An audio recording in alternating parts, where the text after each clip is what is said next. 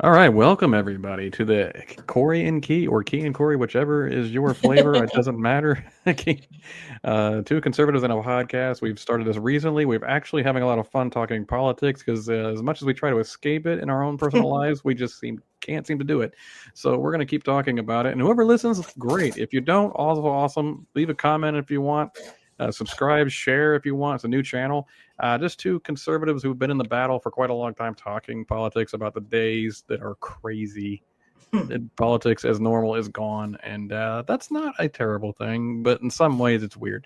So, Key, how you doing? I'm doing. I think what you said is interesting because it feels like we're not old enough to have seen this big of a shift in the two parties. It's like I know you and I've had this conversation often. Like my great grandparents, born and raised, died in Middle Tennessee, and they were Democrats, but they were what we used to call Dixiecrats. They were Oh, jeez, hardworking. you want to say that out Yeah, loud? they were hardworking. They were the kind of Democrats who were what I think a lot of people still think the Democrat Party is, but those who are elected are not treating the Democrat Party as it is. My grandparents were devout Christians. My great grandmother passed away in 2009, I think, and my great grandfather passed away in 2002. So they did not see the day when their morality was taken to the voting booth. And I think it's so crazy to think that in 20 years time, 23 years time, I guess, thinking about when my great grandfather passed away, and it's been such a cataclysmic shift. A little bit. It's not the party of Clinton, which would have been the last Democrat president that they would have really, been aware of his policies. And I mean, just the leap from Clinton to Obama was again going to use the word cataclysmic. I mean, it was just a complete shift for the Democrat Party. But the Republican Party, I don't know about you, I feel like it's changed quite a bit too. Oh yeah, it doesn't even look like it's soft. In some ways, that's good. Some ways, that's not great. There's unfortunately there's backdooring a lot of people. Before we're going to talk about the State of Union today. By the way, I should have said it up Yeah. front, but really quick, people are. It seems like within the MAGA movement, there's a backdooring opportunity for people. I'm not saying this is the majority, by the way. I think there's a lot of actually really good MAGA people who I just don't agree with all the time, but they're good people who work hard and just want to carve out a living in this life. But there's a back door to the Candace Owens and Nick Fuentes, Ian Carroll's and all that. I don't know if Ian Carroll's MAGA or not, but he's just on Joe Rogan, where there's a lot of, let's just say, disguised anti-Semitism, and they're not hiding it very well. It's pretty obvious. Yeah. Where look, you can criticize Israel for sure, but when you think the Jews are behind like every evil on the planet, okay, you're kind of outing yourself. Like, this is a little ridiculous. So I know, Key, you have been telling me for years, like, there's a growing anti-Semitism, and it's starting to worry me a little Yeah. bit. Yeah, and I don't understand why. I mean, when you look at if you want to dehumanize the Jewish population, look at them as a voting bloc. They've been a mainstay for the Democrat Party, and it does seem like when their backs against the wall, the Democrats have left them, and I don't understand that. Mm-hmm. And I'm not saying Republicans are anti-Semitic. That's not at all what I'm implying. I don't understand when you're looking at two wars, the war going on between Hamas and Israel, and then Ukraine and Russia, where we're looking at two countries with Ukraine and Russia that have never been friendly to America. And then you're looking at Israel being assaulted by state-run terrorism when Israel has been a friend to America for a very long time. Why are the Democrats, waving, yellow and blue, putting the Ukrainian flag above the American flag, but Israel is on their own? And to the point that we have started to see once again the uptick in these anti-Semitic protests and pro-Palestinian protest on college campuses. And as Corey says, of the two of us, we are not MAGA Republicans. But and he's right. We call balls and strikes, and this is where it is absolutely a home run for Trump. Monetizing this for the universities by saying we're pulling funding from you. Something has got to stop.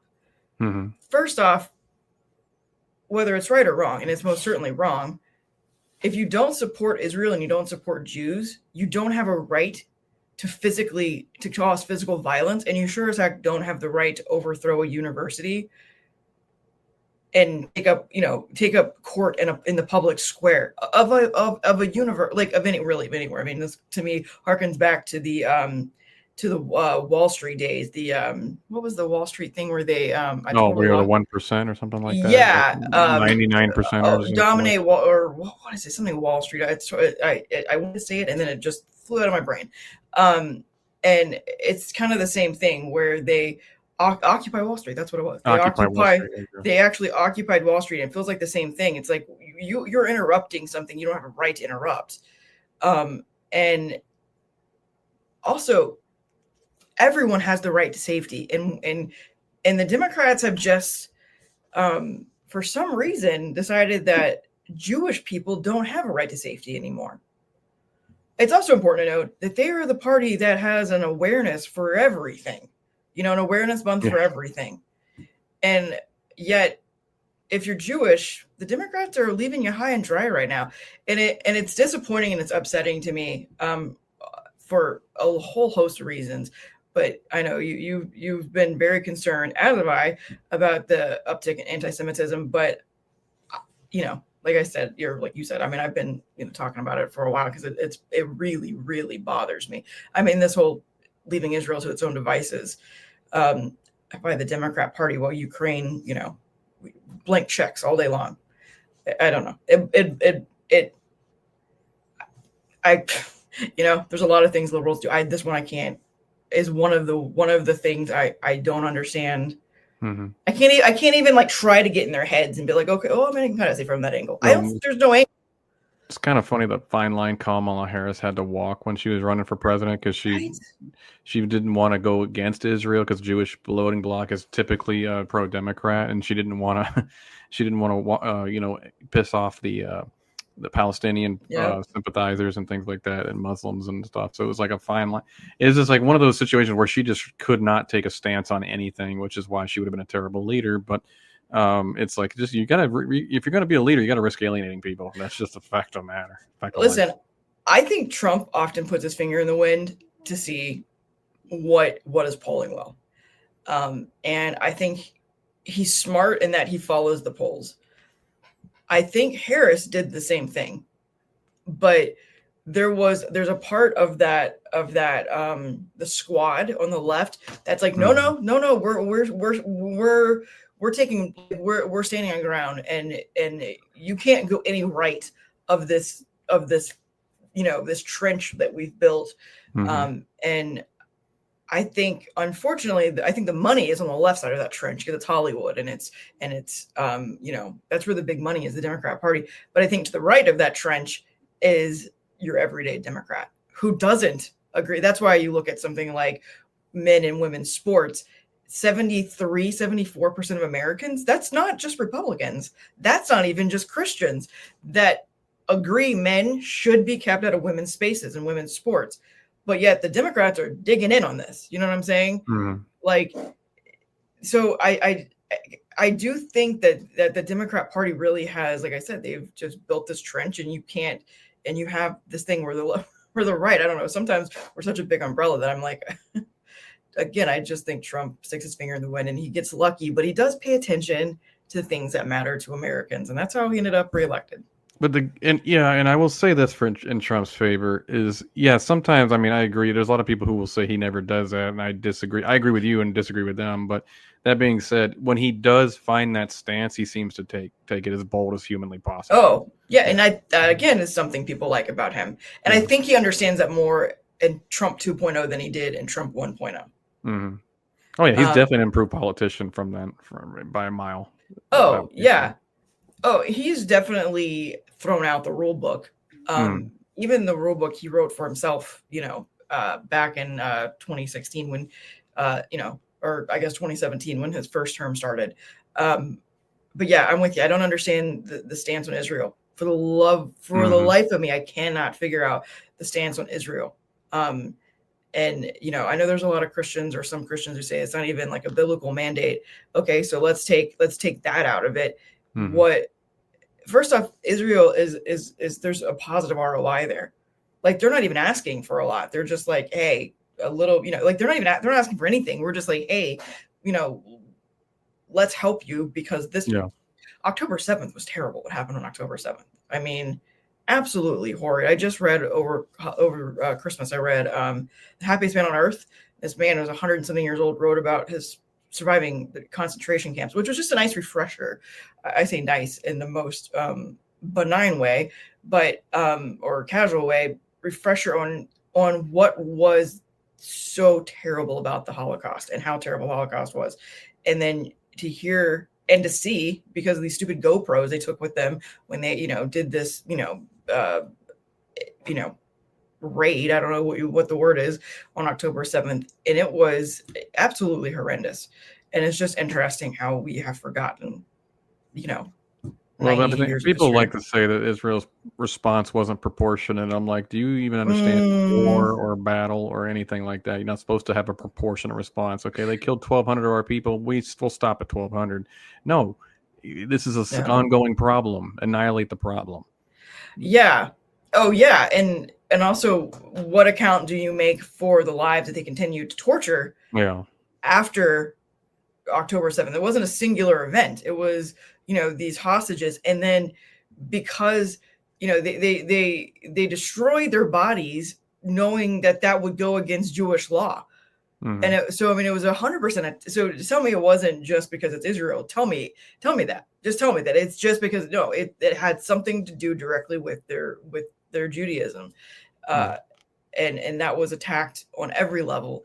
Bottom line is their humanity was attacked, and it's a violation that every human on earth should be pissed off about. And that's the nicest, most Christian thing I can say about absolutely. Because it was an atrocity what happened on October 7th.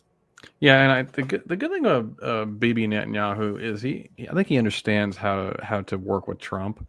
And absolutely, people who understand Trump's personality seem to know how to work with him. You gotta look. This is not a positive on Trump in my opinion, but I will say that if you stroke his ego, he'll work with you. Yeah. And that's just kind of how he's built. And that, whatever, it is what it is. I'm not trying to say it's good or bad. I'm not in love with the idea of it, but because sometimes I question your compass when it has a big part of your decision making. Sure. But at least I feel like Israel will have a friend in Trump, no matter what, going forward. Unless Netanyahu says Trump steaks are terrible, or I don't know, something stupid like that. But America's always has always had an ally in Israel, and so I think any president who gets in there who sees the files seems to understand that, like, oh, geez, they've actually been a good friend to us. Oh yeah. And but you got crazies out there connecting it to Epstein and things like that. It's like, yeah, Epstein was this huge thing that had to do with Israel. It's like, come on, guys. It's like we just like, and then they pull the whole "I'm just asking questions." Glenn Beck used to do that, and I hate it with a passion. It's like you can throw out whatever crazy statement you want. I'm just asking questions. What are you? This podcast right here is connected to the Rothschilds. I'm just asking questions. Okay. It's just like we're funded by George Soros. Are we? I'm just asking questions. It's just kind of like, this nut job type stuff. If you want to follow that, fine. But, I'm not, there's going to be a good number of societies not going to take you seriously. But no. And it's just like this. Again, you can criticize Israel. You can come and say, look, I think they're a little bit harsh in their response. Fine. But when you come back and say the Jews are behind every conspiracy ever known to mankind, it gets really stupid and just like, okay, come on, guys. But you know what? I definitely derailed us here. We were going to talk about. That's okay. No, it's important because listen, I think every American, every citizen of the world should stand up and scream from the loudest, highest building at the top of their lungs. That Jewish people deserve protection. Because what is again, what is being perpetrated against the Jewish people. Once again, I mean, we are not even 100 years removed from, the genocide that was the Holocaust.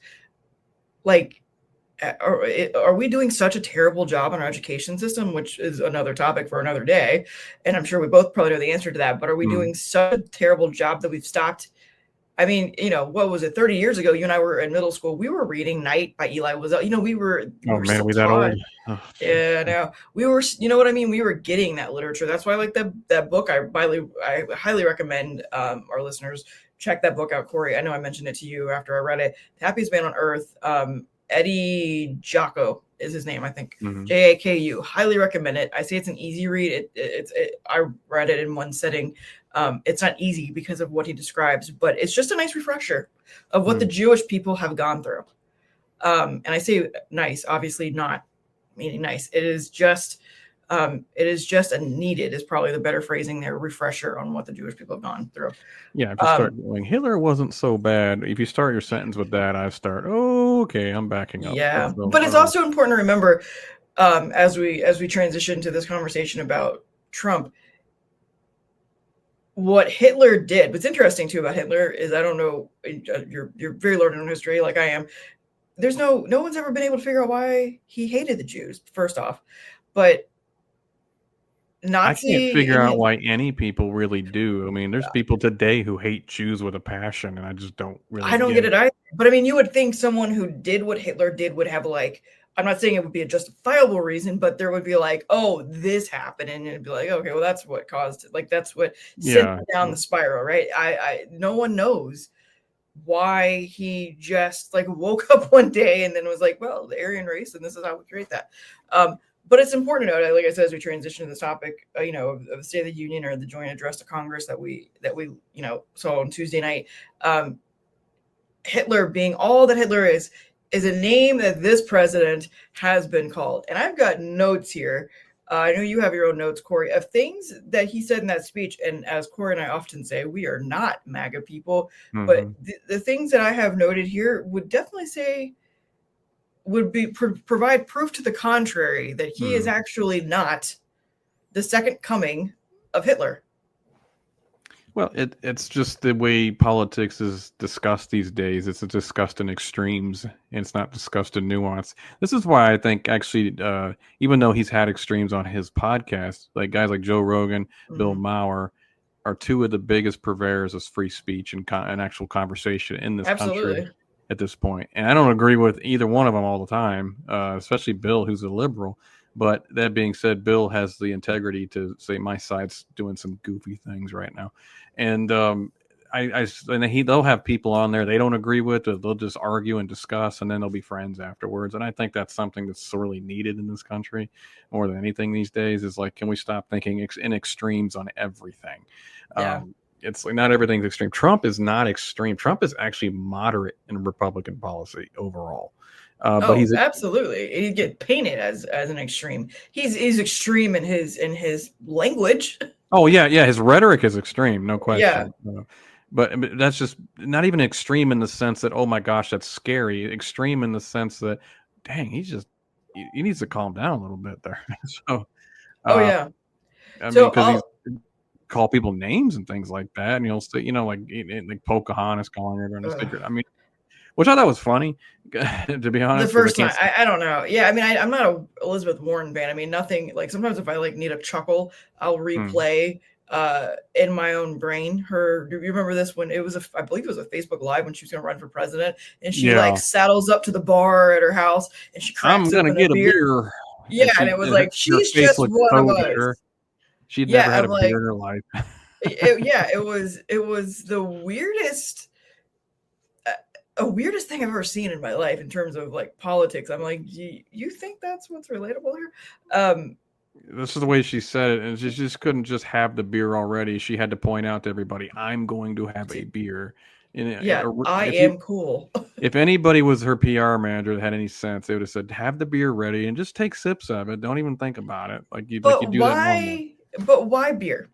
I mean, I don't know. If the like average she American loves beer, but I don't see. I don't even think that that is actually true. You look at the demographic, and I'm not gonna like sit here and like try to pretend like I'm some like liquor guru or anything. I'm not. I'm I'm not. I craft don't like drink beer actually. yeah. I'm a well. No, I love a good craft beer, but Well, that's fine. I'm Yeah.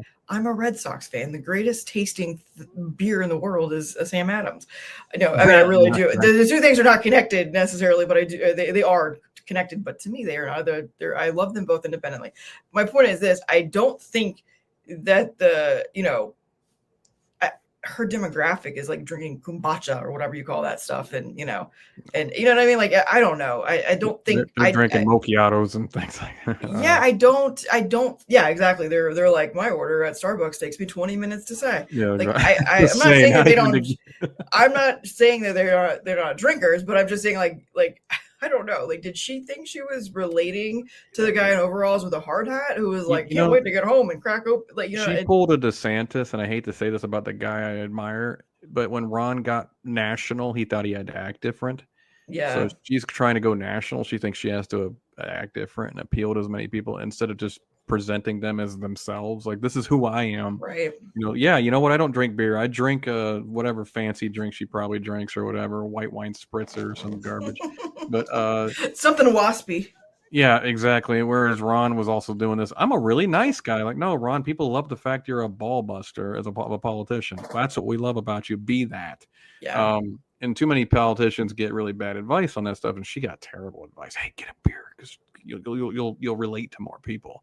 Even though the minute you could freeze frame her face, and she's like, like she couldn't stand the taste of It it. was horrible. It was Yeah. just like I said, if I just need to chuckle, I just replay it in my head and I'm like, I mean, I would not say I'm the most socially graceful human being on planet Earth, but I'm like, I've never been that socially awkward. This Kathy Hochul, yay, gay rights, right? And this like, high Yeah. fiving people in the bar. It's like, okay, look, I don't. It's not about gay rights. It's just about you being weird. It's so interesting. And this is a whole nother conversation, as are many things that we say. But Yeah. you think about like what the world, like just for a second, like you take away TV and the internet, and you think about that pre-Nixon Kennedy debate world that we Yeah. lived in. I mean, you and I Mhm. didn't live in that world, but No, we're not uh, that old. Okay. we are not that old. But we all know the story. People listened to the debate, said that Nixon won. People who watched the debate said Kennedy won, and then everything has just been the waters have been muddied ever since. Mm-hmm. Because it's no longer who makes the most salient point. It is, what Who is the looks the Obama best?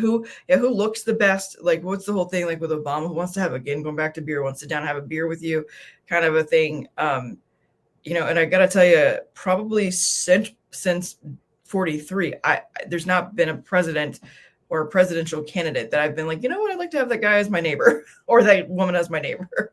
No, Like, never mind, especially sit not down. Trump. You just buy your property and then build a That's spread true. on it. So, And then you have to kiss his boots in order to be invited mm, over to the community cookout. And by community cookout, I mean his, like the people. I don't know his family. I don't know. So speaking of Trump, mm, I'll tell you the first thing out of the gate that I picked up on because this drives me crazy because he still does it. He does it in a lot of things. I wrote in my notes he needs to stop talking about the election. He needs to stop litigating yeah. relitigating the election. Mhm. I don't even know which election anymore. Like the first It's time or the second time, like he went against Biden. it's You know, beyond over with, Donald. We got to get over this, buddy. yeah, it's like just do the work, man. Just do the work. But here before we dive into that, I haven't even thought about this, but do you have an overall score that you would give the speech Oh, for him or for like speeches? for Period? for him? Because you got a grade on a curve with him. Like you can't. I think it's an A- speech for him. I mean A- because it goes on forever. That's my biggest complaint Yeah, with him. But he had so many good, even like non-traditional Trump moments in the speech, where I actually felt a little bit of pride with him. I like the fact he, how Democrats said don't clap for anything he does, and then yeah. he brings out a cancer survivor. He Oh, brings out, right. well, that's brilliant. It was. Speaking purely political, and I'm not saying I don't support the kid. I do, but speaking purely on politics and optics, that was brilliant. To do that. It's like they can't clap for me. Well, I'm going to bring out stuff that they're going to be dumb not to clap for. You And know, boy, did they look stupid. they did. They absolutely did. And this is also a group of people, remember, for the optics of it all, that you had a group of, I think it was just women on the Democrat side wearing pink to support women. And it's the same group of people who, a day before had voted to keep men in women's sports. So tell me that they're pro-women. Please tell me how they're pro-women. Because of abortion. That's the whole purpose of being pro-woman these days, to make sure abortion rights are intact. And I mean like extreme abortion rights. Oh, Not yeah, even, extreme abortion rights. not like, hey, you know what? Okay, a couple weeks in or whatever, just 15 weeks or making those debates. And, like a lot of old school Democrats will argue, abortion's a necessary evil. And now these Democrats are arguing up until birth, it's her body, and the body of the child doesn't even matter.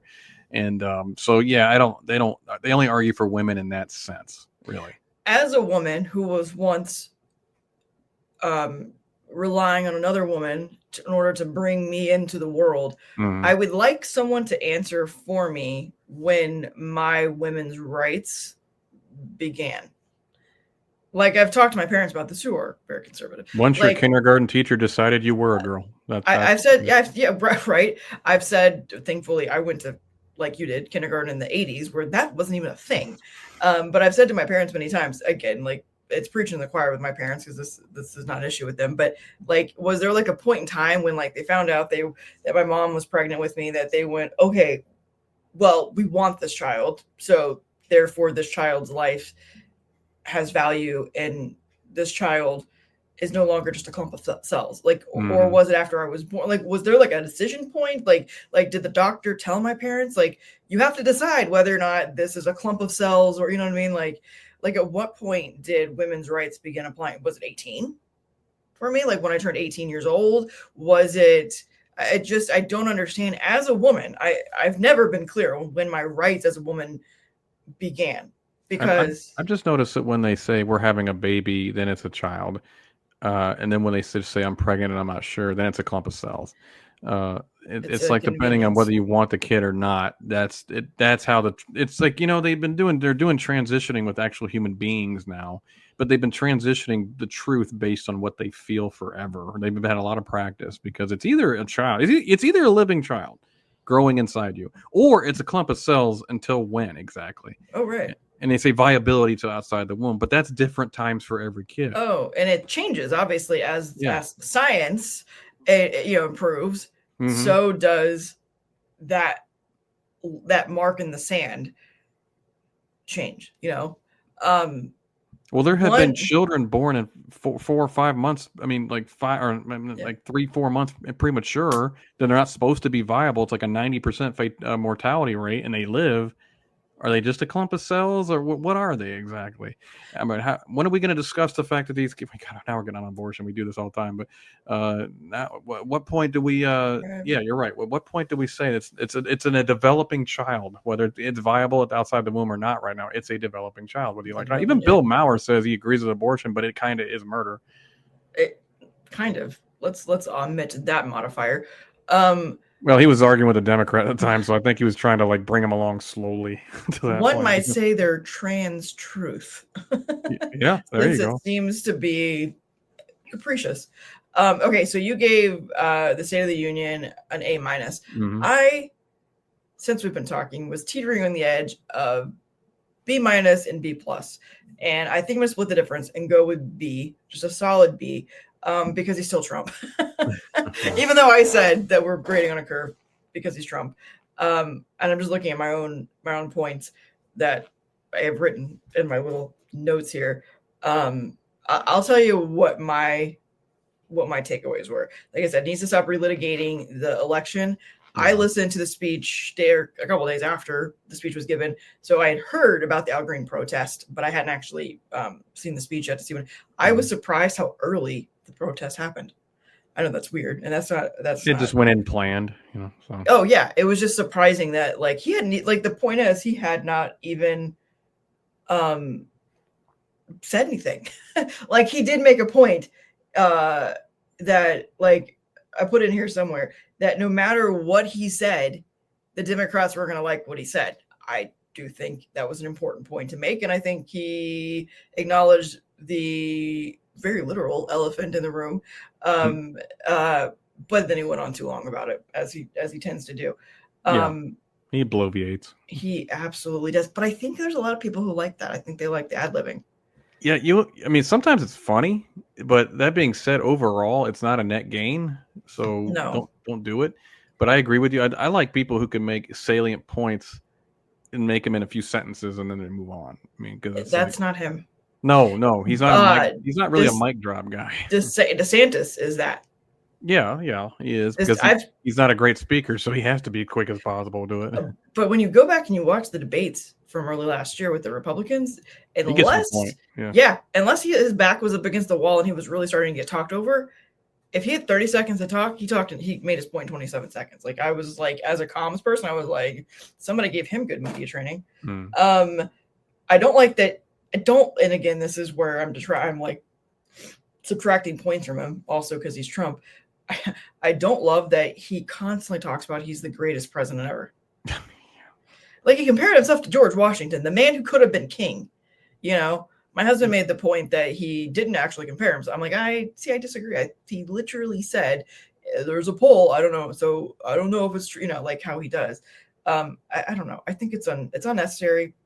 It detracts from the point. Any president in today's world that puts their name in the same sentence as George Washington, it's like, brother, I don't know what to tell you, man. Yeah. George set the standard. You are not the standard setter. So. Yeah, and it makes me wonder if he knows anything about George Washington. I know you and I both have read extensively on George Washington. We know a lot about George Washington. I live right where George Washington was born and raised. Like his childhood home is down the street from where I'm sitting right now. The other thing, I wish he would stop talking about how bad Joe Biden was and just keep doing what he's doing. Like there's Joe a time Biden, for it, but not right now. Yeah, and I think it's played out because also remember he hasn't been running against Joe Biden since July.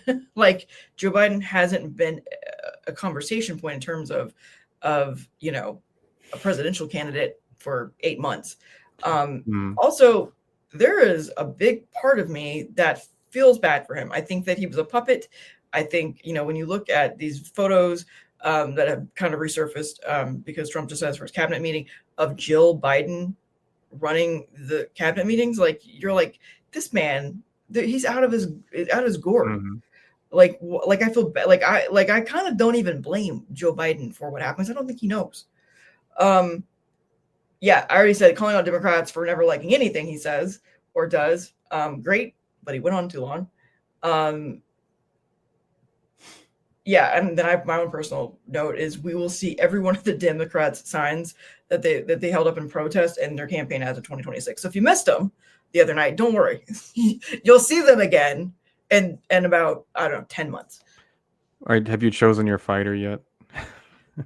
Yeah, and it's the one. It's if we're only picking female fighters, the White House. Did you see the White House's response to it? No, I didn't see that. It's great. I'll send it to you. The White House says we fixed it for you Democrats, and it's none of this like weird little Mortal Kombat thing.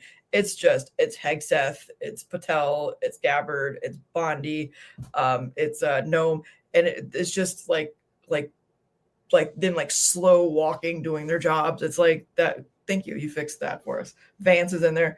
So if we're only picking females, they do some cringy things along with Crockett's music video and whatever her name is, and it's just like who is signing off on these ideas? I don't know, but something is working because they do keep getting reelected. I mean, not obviously in the majority, but they do keep getting reelected.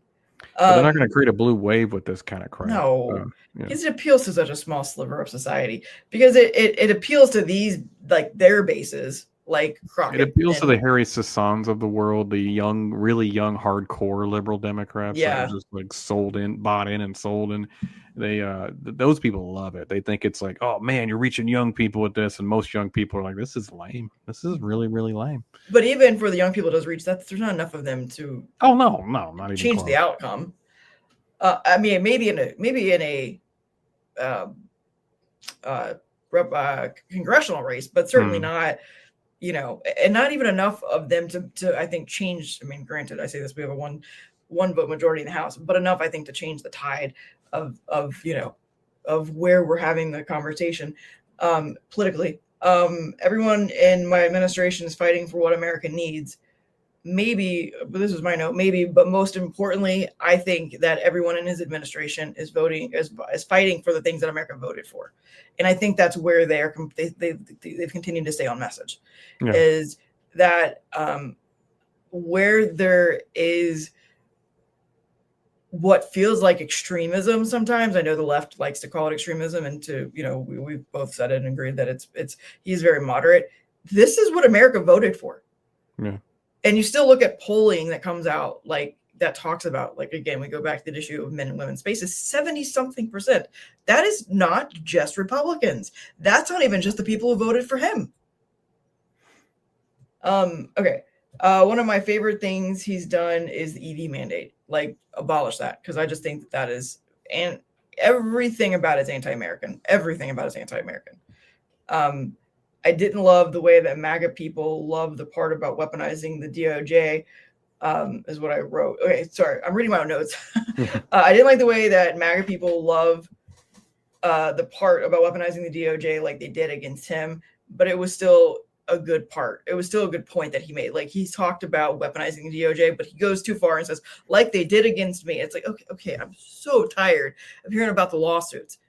Like, stop reminding the Democrats. I mean, not that they don't need to remember how much they hate him and how much they're biding their time to remove him should they win, both chambers next year. But like, just, I don't know. But I understand. I'm asking him to be anybody but who he is, which is exactly what I've been asking him to be for the last 8 years. Our country will be woke no longer. Great message, but worry that it's only for this term. And we've had this conversation. Yeah. America will never again. Will it though? It's just really one Democrat term away from, like, Yeah. Especially if you do everything by executive order. Yeah. Exactly. So that I get tired of that. That's also on the Congress. They're moving slowly on any agenda. They are. They did pass a terrible budget, so that's all. They did. But it still hasn't avoided a shutdown. We are now 5 days away from a shutdown. Yeah, so they're going to try to get it to September, and then they're really going to get serious about spending. But this is, I've lost track of how many CRs this is now. Oh, for crying out loud! I give up. Nobody's getting serious about spending. I give up on that. Yeah. When was the last time we actually had a budget? I don't remember. Yeah, put that in a chat GPT. It'll break AI. I will tell you what my favorite line was. It's the next thing I have in here, but I'm going to hold that for the end. The country shouldn't be run by unelected bureaucrats. And then they show brilliant work by the media. But Elon wasn't elected because as soon as he said that, the camera went right to Elon. You cannot run away from that.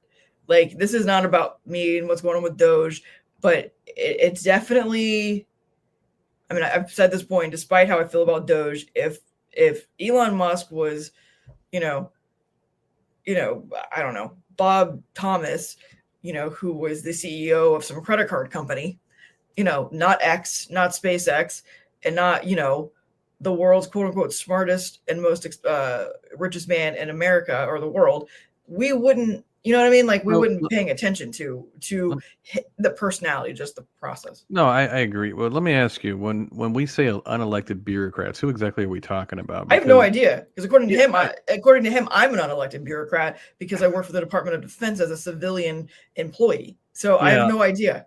Even when Republicans say it, I'm very curious as to who they mean. And I mean, because I think every person has a different view of what an unelected bureaucrat is. Sometimes people think the Supreme Court's an unelected bureaucrat. I'm like, well, no, they're the result of elections, though. Right. Elon Musk is the result of an election. He told everybody what he was going to do, and I guess in some crazy way he's doing it right now. But Trump was honest about that. He said, well, I'm going to get him be in charge of Doge, and we're going to get rid of wasteful spending. And then Democrats are crying unelected bureaucrats. And I'm like, well, no, he's a special government employee. This is part of the election. This was part of the platform, whether people like it or not. I'm not saying everything he does is good. I'm not saying everything he does is right, but at least it was honest. Yep. That this is what's going to happen. So when Democrats cry unelected bureaucrats, it's like, what about all the contractors Biden had looking over our information that we don't Oh know yeah. who they are? We don't know who they are. So they had But students and interns and did things like that. but as two people who had to kind of hold our nose to vote for Trump, did either one of us have any doubt that Elon Musk was going to have something to do with this administration? I never had Because a doubt. he was on the stage about as much as Trump was. Yeah, it was. He was hanging out with Trump at every party, every get Yeah. together, every rally. I mean, he was. So anybody who said that they voted for Trump because of Bobby Kennedy, or anybody who said they voted for Trump because of Tulsi Gabbard, like just saying two people who came from the left, would have to say the same thing about they voted for Trump because of Elon Musk. Because Well, even if you don't like Elon, you voted for Trump knowing he was going to be part of it. Right, exactly. So I mean, I think I still think it's a winning message on the left because it does look hypocritical. Does Trump care Oh, it about can that? very easily No. because people don't like to think nuance. I get it, and that's not. I don't have an issue with the fact Democrats are using it. I just look Well, at it and go. I do think one of my favorite things I've seen so far in the administration is in the beginning, there was a lot of, well, who is the real president? Is it Elon? Is it Trump? And then it was like, okay, well, then Trump started to be Trump. And it was like, well, you can't ever use that line with Trump. One Then it thing was we like, know about Trump, he'd never let Elon get credit for being the president. well, then you get, well, is Elon vice president or JD Vance vice president? And then JD Vance has become one of the most, at least in my lifetime, I think, proactive, for want of a better phrase there, involved, maybe that's the better word, vice presidents that I can remember seeing in a long time. And so you can no longer say that about JD Vance. So it's like, or about vice president. Vance is in on important trade deals and meetings. He is. Like, they are truly a team. Yeah. They are like, we saw that in the Zelensky meeting. Yeah, absolutely. And I think that is, I think that's where that line, the left is going to keep trying. Like, they tried it for, I mean, we are not that far in the administration. We're, not even 100 days in. Not even 100 days in yet. And they tried that. And then obviously Trump, I knew Trump would overcome that meme. The world is now, everything's litigated through memes now. And then they've tried it with Vance. But one, Vance is in on the joke. And two, Vance just did his thing. And this is where Vance, I think, Trump's Trump, if you will, is Vance doesn't necessarily need to get on X or whatever and be like, like throw back at him or go back at him. He just shows up and does an excellent job. And then they're like, he knocks them down by giving them, not like taking the oxygen out of the argument, so then I got two more things here. No tax on tips, overtime, or Social Security is one of the best things he's doing, because that is going to the blue collar worker, and they want to be the party of the working class. That's the way. That's the way to do it. That's people who can see it in their pocketbook. Absolutely. I thought it was. In fact, Kamala completely copied that policy word for word. Yes, she did. I loved that MS-13 is now in the same category as ISIS. I think that was amazing. That was brilliant. I think that was great. I think that will save lives. And then, of course, I would be remiss if I didn't mention the young man who survived cancer. That was amazing. That's a good kid right there. Yeah. And then, like, the head of the Secret Service, the way he hugs him, and then the kid who was in the Oval Office, and he says, "The president, I just want to give you one thing." And President Trump looks at him and goes, "What?" And he just gives him a big, like, everything about that was incredible. And then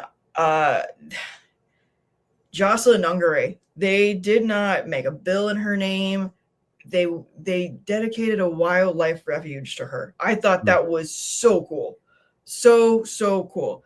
My favorite line, though, the mic drop moment to me was, now I will say this, I have to put a caveat on this. I do not think Doge is going about this the right way. This whole, like, there's people who are 300 years old getting paychecks from, that's not true. I don't believe it. You're looking at one-off clerical errors. The Doge has already had to walk that back. But the great line that came out of all that was, after listing all the dead people getting paid, he looks at Bobby Kennedy and he goes, "We have a healthier country than I knew, Bobby." I thought that was a great line, despite the fact that I think Doge does. I think that they're having to walk back a lot of that stuff. So to me, that was the speech. I think it's a solid B for me, which is a high score for me and Trump. I think of all of his State of the Union addresses, I think it was the most confident. It was the least about him, which is just, and I think it is continuing to set the tone for the next, 3 years and 3/4 of a year that we have left in Trump 2.0, or at least the next, what do we have, 20 months now until midterms. And then you want to see Trump go crazy. If Trump managed to keep both chambers of the House next election, hang on. But I'm beginning to feel optimistic about that, because the left just has not gotten the memo. Yeah, Bill Maher has said it, where he's like, you guys, you can complain about Trump all you want, but you're not providing yourselves as the alternative. No. It's like people look, it's like, I don't really want Trump, but those people are nuts. And I don't understand what's making them go further and further down that rabbit hole. But no, you got Jasmine. They're just digging in. Oh yeah, what's her name? Crockett, or she's whatever. Gosh, I don't. When Trump's trying to bring us back to slavery, it's like, yeah, please keep going with that message. People really buy that. Yeah. It's just like, you just say insane crap all the time. John Fetterman, Stephen A. Smith, people like Democrats like Bill Maher, they're all trying to warn these guys, like, you're making these mistakes and you're making Trump look normal by comparison. And all they did during that State of the Union is they made Trump look normal. And it's like, that's hard to do. That's not an easy thing. There used to be a time where Trump was the enigma in politics. Like, holy smokes, how did this guy come to power? And now you look at the other side, you go, oh, that's how he came to power. Jeez, it makes sense. Oh, yeah. And, it's just their antics. I mean, like you said, the pink suits, the paddle boards, the Al Green wine fest. It was just, or when they would not even cheer a kid who survived brain cancer, couldn't cheer a mother who lost her daughter. But Corey, let me ask you this: until a couple weeks ago, when Al Green got on the floor and put articles of impeachment, submitted articles of impeachment against Trump, and he used that line for dastardly deeds. Did you even know who Al Green was? No. Exactly. But you don't want him as the face. There's a group of people. There's a group of people who do want him as the face. Well, good, because he looks like a cartoon villain, and he looks like he's chasing Pepe Le Pew or something in some Warner Brothers cartoon, and he just looks like the typical rich villain in a cartoon, where you just like, oh, the kids, they're scared of him. I mean, I just like, that guy cannot be real. That cane, that hairdo, that's not real. That's a caricature, isn't it? And dastardly deeds. I'm just, please keep doing this. It relates to literally nobody. Right. Right. But again, it's media time, because people are playing the clip. I mean, again, what's he gonna do? Run for Senate, run for president? I mean, what's he gonna do? But again, you and I didn't know who he was 2 weeks ago. Oh no, and I'm gonna forget it. And a couple weeks later, I'll forget who he is anyway. But and I do think the Democrats' tricks, so to speak, like what was the guy, I've lost his name already, who pulled the fire alarm? Oh, Bowman. I think he lost his bid for Congress. Right. I think again, they're doubling down on things that don't work. Keep doing it. Like, and then even like with Bowman, you had AOC out there jumping up and down on a platform screaming about, voting for Bowman, and shockingly, it still did not work. I don't think these things work, because again, you don't have to be conservative to understand the hypocrisy of what they did. You are standing up for women's rights, quote unquote, not 24 hours after saying that women don't have a right to privacy, and that women who have spent their entire lives working to be world-class athletes don't have a right to compete against people of equal, ability, right? Mm-hmm. I mean, and listening to and you want to hear Crockett talk about wanting to take us back to slavery and the degradation of humanity that institution was. Listen to Riley Gaines talk about women who she competed with getting dressed in the janitor's closet. The janitor's closet. You are disrobing in the janitor's closet next to muddy brooms and all these, you know what I mean? Like, I mean, it's in cleaning order to supplies, so escape. she probably felt at home. I'm just kidding. Oh, jeez, Corey. Ugh. And the podcast just ended. For anybody who doesn't know Corey sarcasm, you'll get to know it. and there it is. But the thing is, I can be just as sarcastic.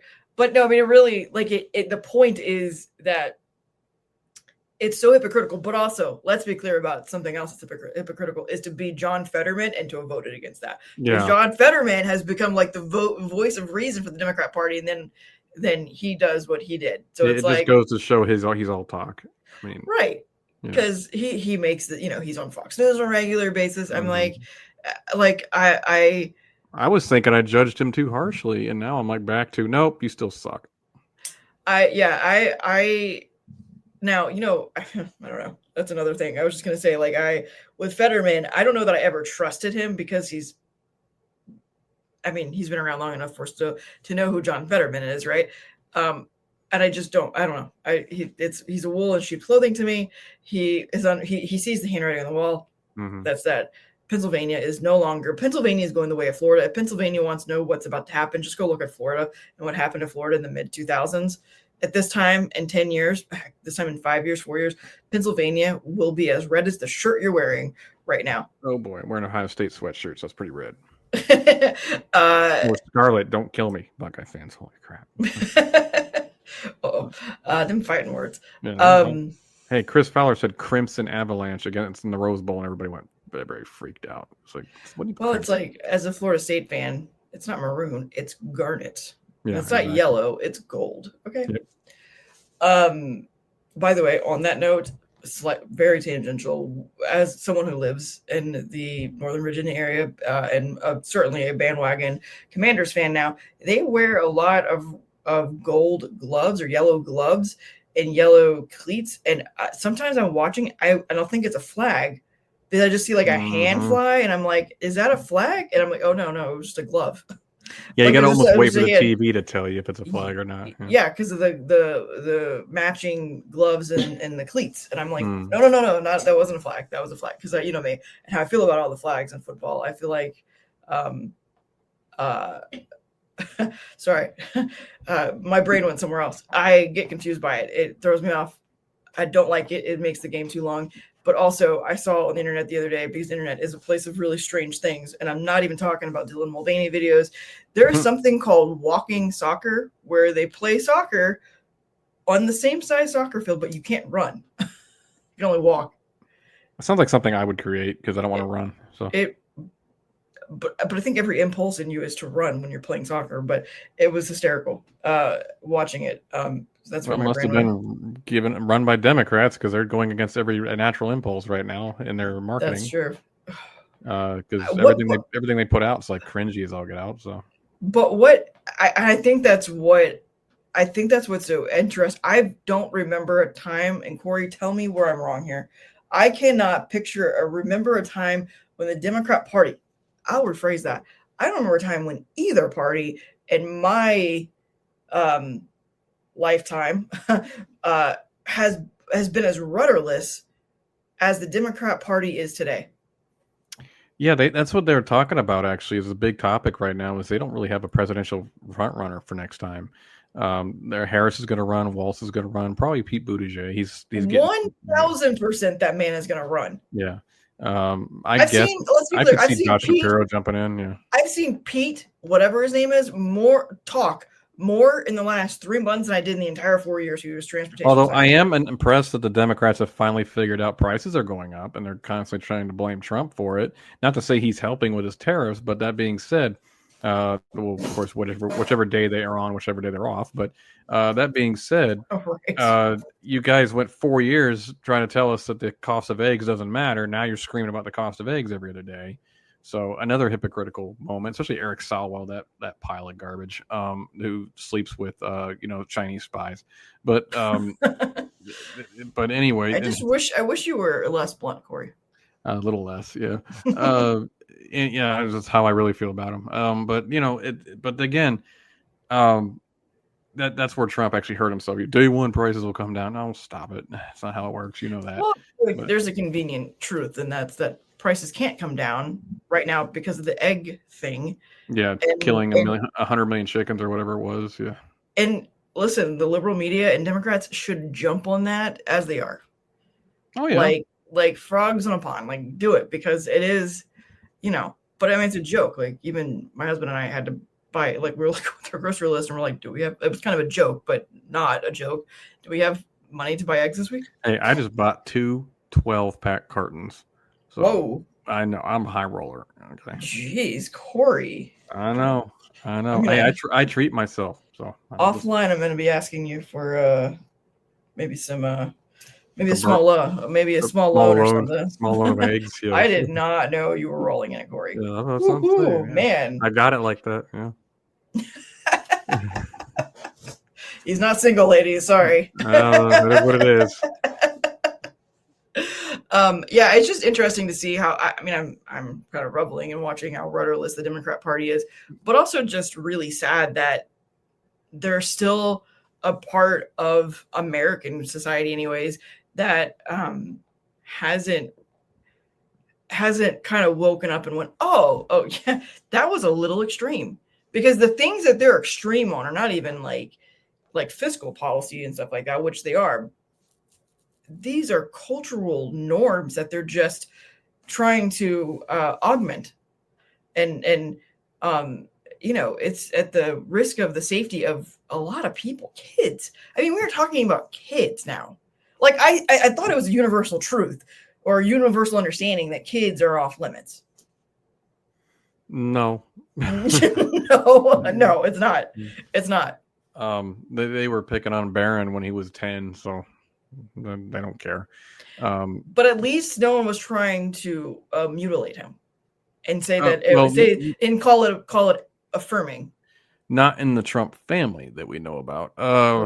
Democrats would have preferred to, because I don't know. It's just like they're bored and they like to experiment with people's private parts now.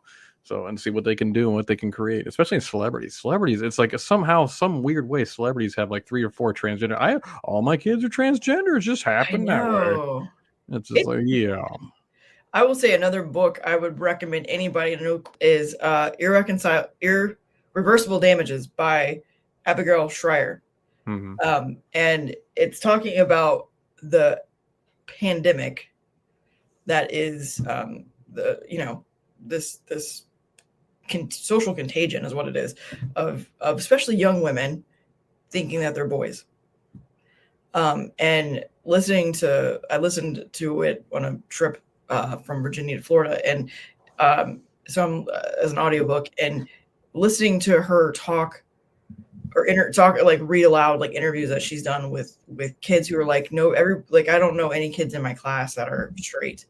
Mm-hmm. They're all gay. But here's the thing is, like, you fast forward the clock a little bit, a few years, are they still gay?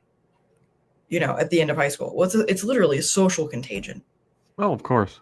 I mean, we are not so far removed from high school that that we don't remember it. But I mean, I went to a very small school, admittedly. I don't know. I don't remember what I had for lunch today, so I don't know. But I mean, I just don't remember it being, obviously, transgender wasn't. I mean, I don't think there was one single transgender kid in my school, but the liberals would argue that, well, they just were afraid to come out. Like, well, I mean, I'm sure there might have been 1 or 2 that might have been afraid to talk about it because it was so, taboo at the time. But that being said, my guess is that more would come out in the sense that you're pushing it on them and you making them think differently about how their bodies work and who they are, instead of just discussing with them basic biology and saying, hey, look, X and Y, some of them. that was another thing that Trump said in his speech is he did say, and I don't remember the line exactly, but it was something like, "You are made. God made you perfectly." Yeah, And exactly. I appreciate hearing Trump say that. I don't know how much I try not to judge other people's Christianity, but Trump's is a little seems to be a little, you know, fickle. Mm, But I won't ever get mad at someone making that statement, whether I feel like it's genuine or disingenuine or not.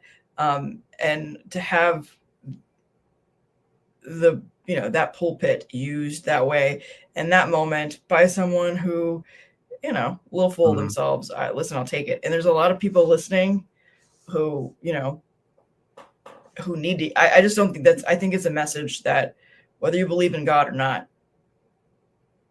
I think everyone needs to hear that. You know.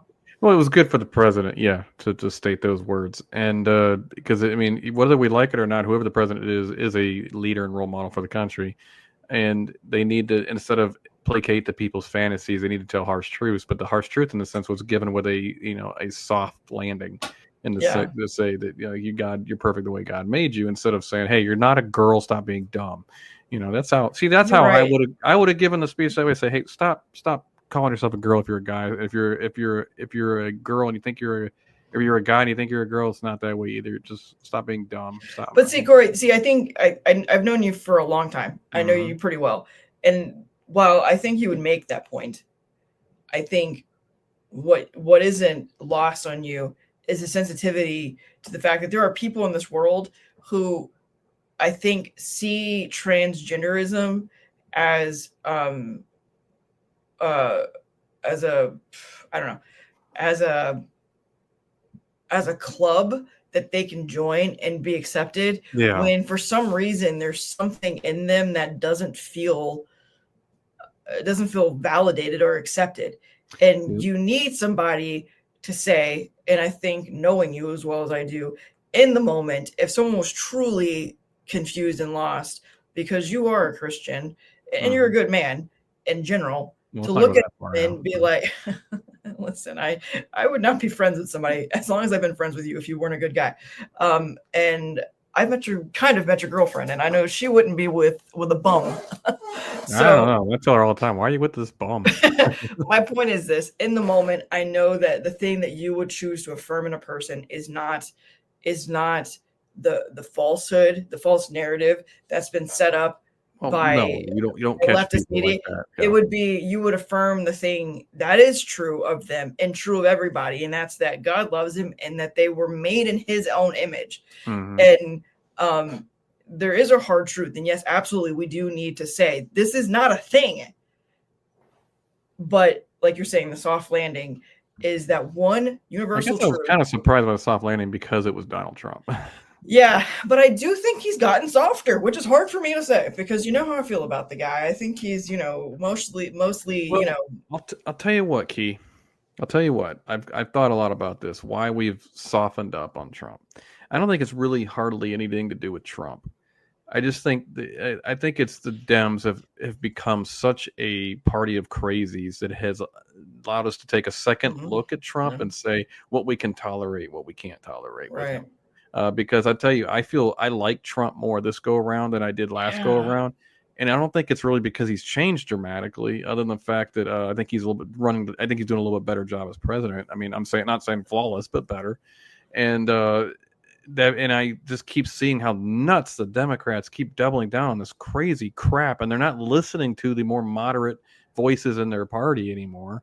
I mean, they got the Squad plus Crockett plus, just the Warrens of the world and everything. They're just doubling down on on the crazy that actually tears people away from even considering them. I'm not saying I would be voting for a Democrat, but I'll tell you one thing: I would sit out an election if I felt my Republican choice was so repugnant and the Hmm. Democrat was not that bad. Yeah. Like, I would feel that way about it. Like, okay, at least I'll get status quo with this Democrat, whatever. Or, I sat out Joe Biden because Joe Biden I knew was more moderate for the last 40, 50 years. Of course, he didn't turn out that way. But Yeah. that being said, that's kind of what I thought we would get. And, I think a lot of people thought that, and a lot of Democrats were upset by that because mm, they got a raw deal. yeah, and then Harris becomes the nominee, and I said, oh, heck no. I Yeah. can't Yeah. do it. You and I were having conversations for like months. Like Mhm. we got to do it. We got to vote for him. This woman can't be president. She's horrible. Yeah, you and I both had that shift at that Yeah, same point exactly. because we were both like we had both, we've talked about that. I was going to write in DeSantis's name. I mean, by the time the ballot got to me in Virginia, DeSantis had already dropped out of the race, the primary. But because I vote absentee, I think Republicans need to start doing that. He was still on the ballot, so obviously it didn't matter because he'd already dropped out, but I still wrote his name in or circled his name. But it's interesting because of what you said. Something so, and you and I have sort of had this conversation between the two of us. Let's rewrite history. Oh Let's boy. say let's say Joe Biden never became president, or well, yeah, let's say Well, Joe he Biden never was became he ever president? No, I'm just kidding. president. Fair. Let's rephrase that. If Joe Biden never been elected president, There you go. Because he might have been the name, but was he the brains? And let's say Trump got 2 consecutive terms. Mm-hmm. Trump 2.0 and a consecutive, like Trump just, Trump 45, not Trump 45, 47. Obviously we'll never know the answer to that question, this particular question, but are we better off that Trump didn't get reelected, the first time, and there was 4 years of something else? Because we probably don't get this. That's a great question. This version of Trump without No, 4 years of Biden. and we still would have gotten the higher prices because of all the spending related to COVID, because Trump was a part of that too. Yep. And honestly, I don't think the economy would have been doing as well. I mean, probably would have done better because he's better in the economy than Biden. But that being said, when a lot of the policies that we blame Biden for, it's like Herbert Hoover, FDR. It's like it's like some of they agreed on some of those things. So yeah, I think it would have set up for, and then Biden would have never been president. It would have set up possibly a Kamala Harris or somebody for the next 8 years potentially. No, I don't think Harris becomes anything without Well, Biden, it may not be Harris, but you're right, because she would never gotten through the primary. But maybe Buttigieg. I don't know, somebody. I can't think. That's another problem with Democrat. I can't think of anybody right now. Maybe Newsom. I don't know. I'm trying to remember who ran. Newsom's trying to really position himself as a moderate. It's hilarious. Yes, him and Charlie. What's his last name? Charlie Kirk. Yeah, Charlie Kirk. I'm trying to remember who ran against Biden in the primary. And Bernie. Though the burn, definitely would have felt that. It's incredible to me the difference 4 years has made in world history, because that expression, if it ain't broke, don't fix it. And I don't know that people understood until the dam broke at the southern border, that we understood how bad it was. Because even when Trump came in 2017, when he actually came in after the 2016 election, it was bad. But I don't know that we really, it just got so much worse under the Biden administration. And would it have, I mean, we know the wall was his pet thing, and what is it? Harris always called it his vanity project, but it got, here's the thing, here we are, however many years later, and the wall's still not built. So he did not finish it in that first term. So he sort of forgot about it. My point is this: it got so bad, but did it have to get so bad in order for it to get to the point? Oh, I see what you're saying. Yeah, I was about to start shaking my head no, but I was like, oh, wait, I see where you're going with that. Yeah. It's funny. We're going back to his speech. That was my favorite line of the night, when he said, they said we needed a new border bill to fix the border. Turns out we just needed a new president. And yes, that was a good line too. And I was like, man, that's a mic drop line. And because this is the thing, in my business, I'm a contractor. This directly impacts me. And yeah, it does. I hate having to bid against. You can't get your value because you have to bid against people who will take extreme less value because they're not paying taxes, they're not paying the fees, they're not doing anything kosher. They just get under the table of cash payments, and on top of that, they can do it for a lot less. And so here's my issue: is that first, the Biden administration lied to us, and you can comment if you want, get mad at me. They straight up lied to you, me, everybody else Oh, they did. about the border situation. That's the first thing they did. Second, then they said, okay, yeah, it's a problem, but we're going to fix it. And then they said, well, how are we going to fix it? With a border bill. It's bipartisan. There's like 3 Republicans in Congress who like it. So clearly it's a bipartisan bill. And then, of course, what happens is they can't pass the bill. So then they blame Republicans for not fixing the border. They're not passing the bill. And I'm just like, you and I know this well enough. We're screaming, there's no bill that needs to be passed. Just do it. Just do it. And then, of course, Trump proves this with beyond a shadow of a doubt. Look, there's nothing he's ever done more equivocally opposed to the Democrats than this. Because he gets in there in that first month, it drops from like 230,000 crossings to like 15,000 crossings. And it's like, gee, didn't need a bill, did he? You know? And you also didn't need an app. Remember the Biden administration like created an app? Like, what the heck? And you know what? And this is why I'm not a conspiracy guy, but this is why I give credibility to what Elon and Joe Rogan say when they say, look, they're trying to inject into the veins of America as many illegals from foreign countries that they can to essentially turn it into a permanent blue state to get those votes. And I used to think, it's a little conspiratorial. Now I'm like, well, why else would they do it? Right. I don't know why else, and I understand why some big labor Republicans like it, because they can get cheap labor for their big corporate cronies. But that being said, I know why Democrats like it. They like it, for cheap labor to do their, I'm sorry, it's a modern day slavery in a lot of ways, and they've admitted to it. Who's going to do the jobs, Key? Who's going to do the jobs, Key? Who's going to make your beds in the hotels? Who's going to pick the cotton? I mean, who's going to pick the tomatoes? Machines mostly now, I think, Corey. Yeah, but I'm just saying who's going to pick all the fruit? It's just no, I know. They've always said this. It's like this notion that there's jobs that are beneath Americans. These are jobs Americans don't want. Well, that's to say that every American is lazy. Because I got to tell you, I know a lot of Americans who would take those jobs. I know a lot of hardworking men in particular, because let's be clear or be fair, men do more labor-intensive jobs. How dare you? I know. As a woman, no less. Oh, geez. Why do you hate your own kind? I know. It's rough. I'm uneducated and just wait for my husband to tell me how to vote. That's the smart thing. Yeah. That is the way to go about it. And my dad paid my husband to marry me, so it all works. I remember when you got mad at me for letting Lisa vote it how she wanted. I know that was rough. That was a rough time between you and I. Because I was like, listen, in my house. Yeah. What's funny about all of that is that I am more educated than my extremely educated husband. And my husband is the one who talks to me about who to vote for. I mean, it's a conversation we have together, but because I'm more learned on the topic than he is, obviously with my background. And Corey knows that the brains of his operation is Lisa. So no, 100%. It is not even, no. Yeah, not even a debate there.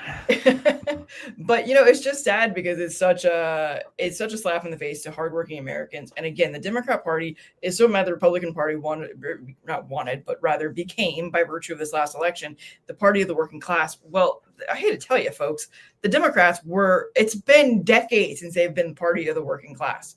Because I, as a Republican, Corey as a Republican, we both are at different ends of the spectrum in terms of, I have a desk job. He has a very labor intensive job.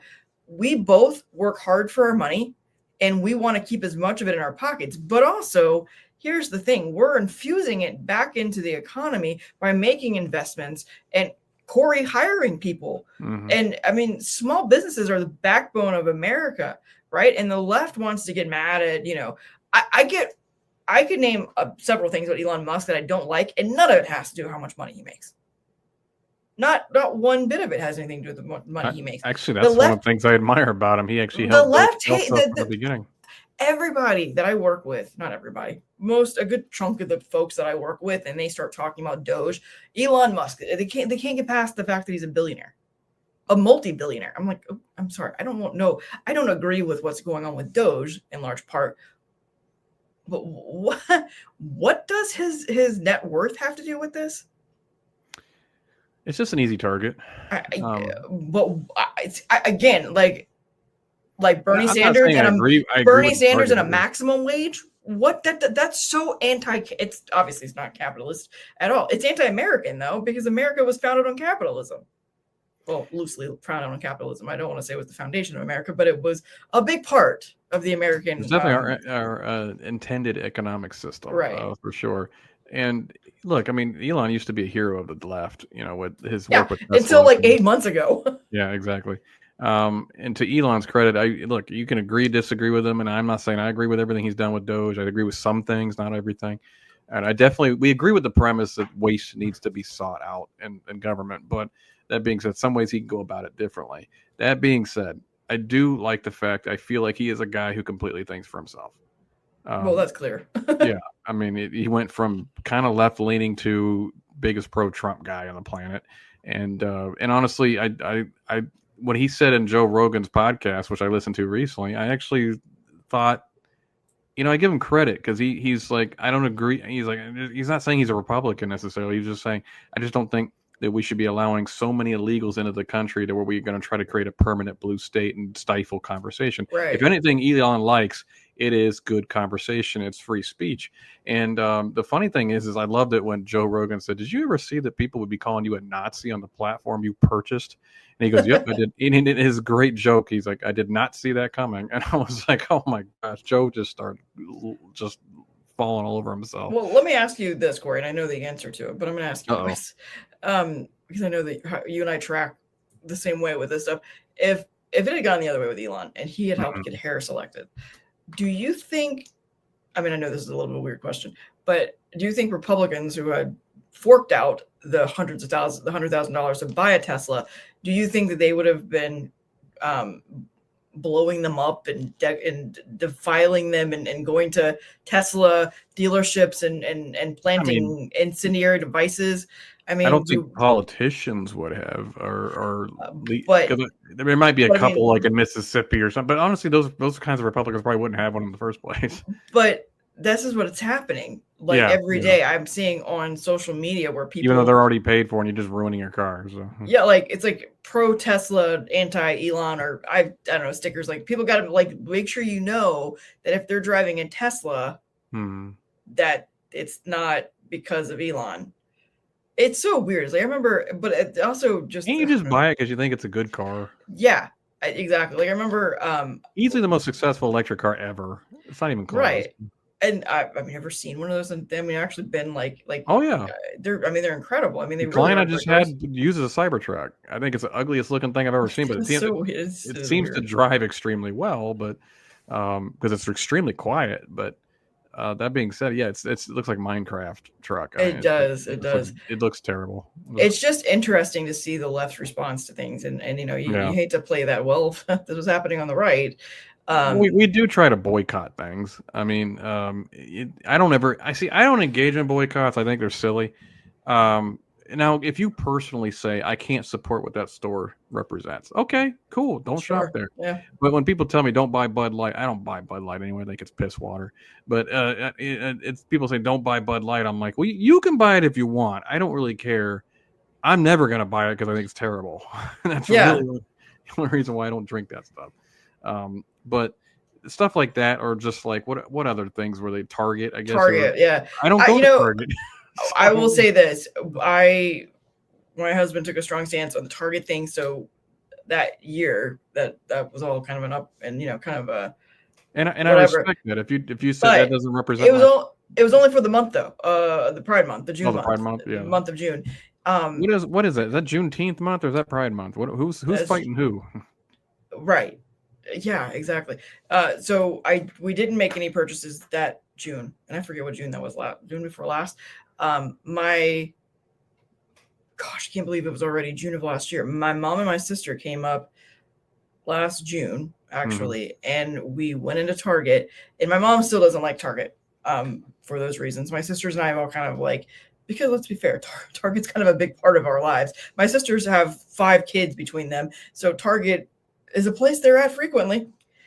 But we were in, and it was in the middle of Pride Month, and we were walking around looking for stuff, and there was a pride section, but it was not up front.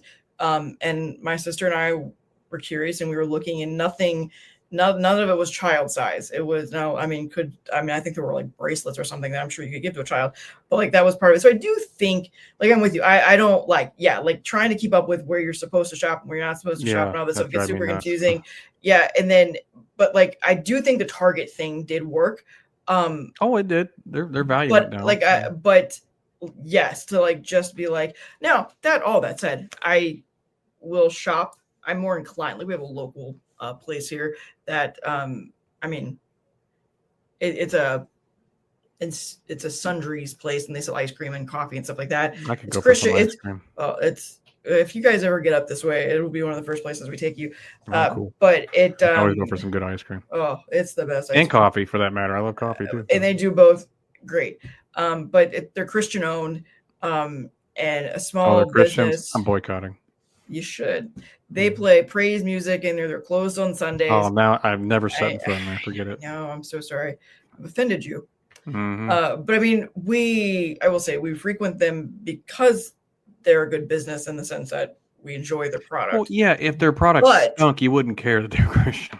But it does help the fact that, like, also let me be clear about this company, and for anybody who might be in the Fredericksburg, Virginia area, 100% stop by Battlefield Country Store off of Route 3. You will be happy that you did. But this is also a company that my husband, as a veteran, is in there multiple times a week. They practically give him stuff for free because he's a veteran. They several, like over the summer last year, one of the local towns, there was a water main break and people were without water for a while, potable water. And all you had to do is bring in a utility bill that showed your address, and they were giving away crates of water, giving them away. Crates of water. Every time something happens within the community, these are the first people to stand up and do something about it. They give away more food. They do like Nurses Week and stuff like that. So it's like, I mean, and the guy's even gone on like Facebook and he's like, the accountants keep saying, and I believe it for as much stuff as they give away. The accountants keep saying, you're going to, you can't keep giving the way that you do. It's not, but I think the more he does, I've digressed a little bit in saying all that. It's just, there's a benevolence there that comes with, I think maybe particular mindsets. And I think that we lose the message sometimes. Because here's the thing, like that company, like the guy who runs it, he doesn't ask you when you walk in whether you're a Christian. I don't know. I'm assuming the man's a Republican. I don't know for sure. I know he's a veteran. He doesn't ask you how you feel about America. Veteran, yeah, I think it's pretty safe. Yeah, but he doesn't ask you any of these things. Like he just he doesn't have you give it like a questionnaire. Yeah, there's no like, you don't have to like, there's no like statement you have to give, like, at a station that says like, yes, I support America, pro God. Like it's like none of those things. And I think, I don't know, we've just gotten so caught up in this infighting. But it's also like, I don't know if you get this, Corey, and I do, and I'm going to sound like I'm tooting my own horn here for a second, but I get a lot of people who go, oh, well, you're not one of those Christians. You're not one of those Republicans. And I was texting with my friend the other day who was way, way, way left of center. And she said something, and I don't remember what it was. And she felt like it was like, well, that was too far. And I was like, really? You think that was too far? Like, you think that bothered me? Like how soft do you think I am?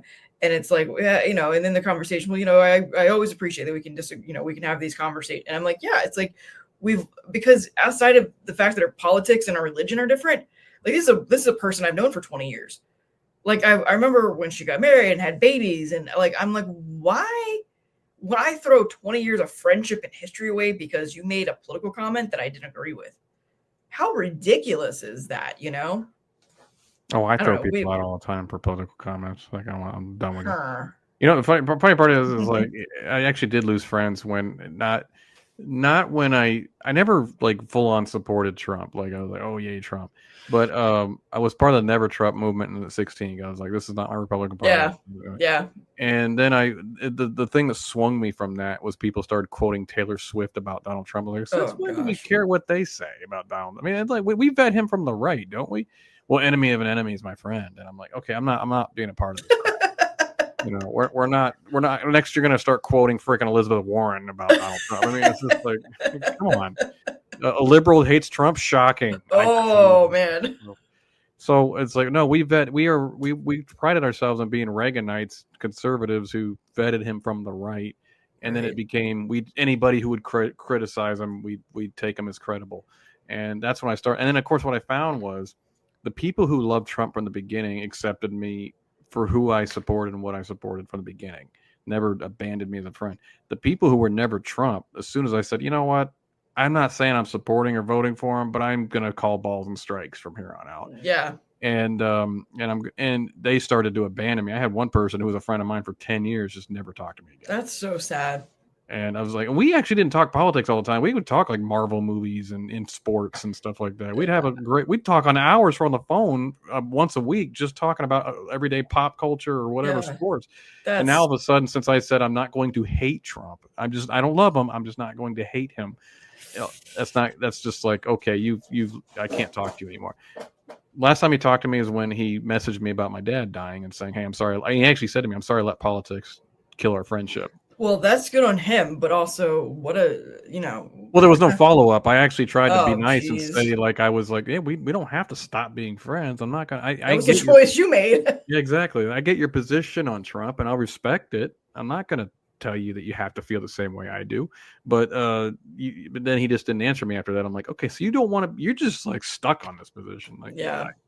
So it's What a whatever. what a ridiculous thing. I remember, and I think you probably saw it too in the aftermath of, like, I know Obama in particular, being as enmeshed in the GOP as we were at that time. I saw parents stop on our side. Saw parents stop talking to children because they voted for Obama, not for McCain. I'm like, what? I mean, like, since you brought it up, I mean, being a young man still who I know would give his left arm to have an argument with your dad again, Yeah. even if that was the only conversation you can have with your dad again was an argument, you would still probably do that. Mhm. Like, what a ridiculous thing to let come between, people, whether it's your children, your parents, your friends. Like, it's so, because when that happens, nobody wins. No, Absolutely I'd argue nobody wins. by fiber, the country suffers. Oh, 100%. Mm-hmm. And that's why the media is the poison pill to society that it is because, what's the old, we learned it in school, about yellow journalism. If it bleeds, it leads. And if it isn't bleeding, the media will make it bleed. They'll shoot it till it bleeds. Yeah, exactly. We'll create a bloody infusion here to report on. So we're coming up on an hour and a half. Key, Yeah. what do you want to finish this with? I was just thinking about the time. I got to get dinner. I'm hungry. I know, and we're up against a time change here too. It's so confusing. Normally it'd be 3:30 right now or whatever. I know, it's so weird. I hate the time change. I wish it would stay one way or the other. I'd prefer daylight That was savings. a Rubio thing. That was a Rubio thing. Yeah, Rick Scott's trying to do it too. I'd just stay daylight savings. I would prefer that. But if you went to the other and just stayed there, I'd learn to live with it. Just stay one way or the other. So, not to be macabre, but on that note, because I am in the prevention space with work, this is actually when suicide rates are the highest. Daylight savings? Yeah. Oh, wow. Yeah. Also, but suicide rates don't go up during Christmas. People think that, but they don't. Yeah, I think it was a crazy week. We are quickly approaching that 100-day mark, and we'll see. I don't know. It's another week in Mr. Trump's wild ride. Yeah, at least it's fun. We'll see. We'll have stuff to talk about next week for sure, because we either will be in a shutdown, which I do think we're heading towards a shutdown. I think Trump thinks a shutdown is okay, and I think the Democrats think a shutdown is great, so the Democrats can blame Trump, and then Trump can also shut down the government, to make a point. But we'll see. I don't know.